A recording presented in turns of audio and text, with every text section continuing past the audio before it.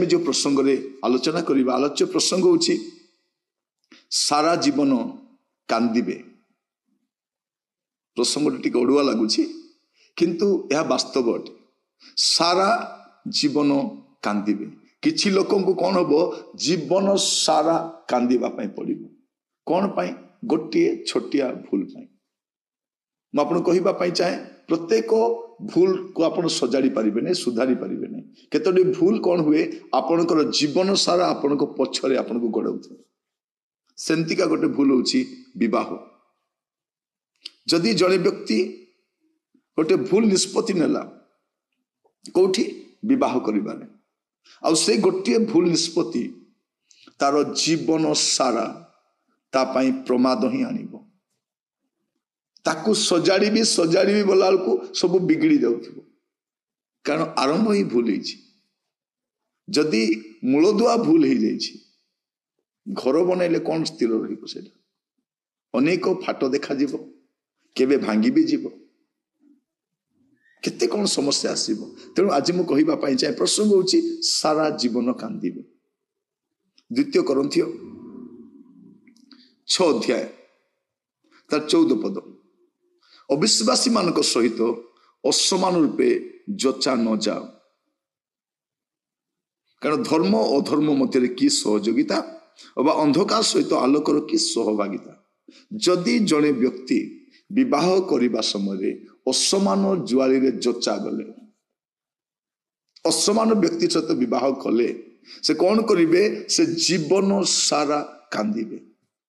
से क्रंदन अनेकों को पर्यंत पीछा करिछि। अनेकोंकर ए गाथा थिबो।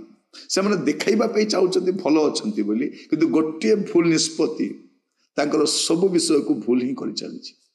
काहे कि गोटे असमान जीवन साथी, अविश्वासी सहित, अणख्रिस्टियन सहित, जे ख्रीष्ट को विश्वास करे नाही, तार सौंदर्य देखी, तार चाकरी देखी, तार अभिजात्य देखी, तार बाह्य विषय देखी, से मोर कलीग आमे सांगरे पढ़ीचु, आमर रिलेटिव ए सब कथा को जो बाहाई एबे से माने बुझी पारुछंती जे सेमानक निष्पत्ति केते बड़ भूल थिला। अविश्वास मु तो क्रिश्चियन मान को मध्य कहे जदि कोनोसी पुओ बा झियो से माने प्रभु यीशु को निजर व्यक्तिगत त्राणकर्ता भाव ग्रहण करि नांती, सेमानक सहित मध्य आपनक विवाह संपर्क रखंतु नाही। कारण सेमाने मध्य अणख्रिस्टियन सहित समान। कारण सेमानक जीवन ख्रीष्ट नहांती, सेमानक जीवन पवित्रता नाही, सेमानक जीवन प्रार्थना जीवन नाही। सेमान तो बाहागर कौन करिवे? कारण आगामी समय जो प्रकार परिस्थिति गुड़ाक देखा जीवो, आपनक धन, आपनक चाकरी, आपनक व्यवसाय, आपनकर बाहिक विषय गुड़ाक आपनको किछि रक्षा करि पारिबो नाही। जीवन सारा कांदिबे। तेणु जो माने बाहा करि नांती सेमानक मु कहिबा पई चाहे टिके समय अपेक्षा करंतु, आपण चिंता करंतु। कारण विवाह जने व्यक्ति थरे ही करे।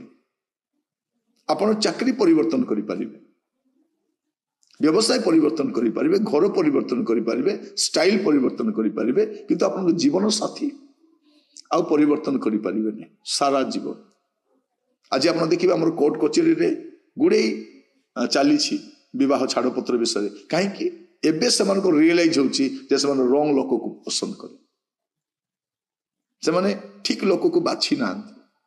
अनेक ख्रीष्टीय परिवार मध्य ए विषय कांदुछन्ति।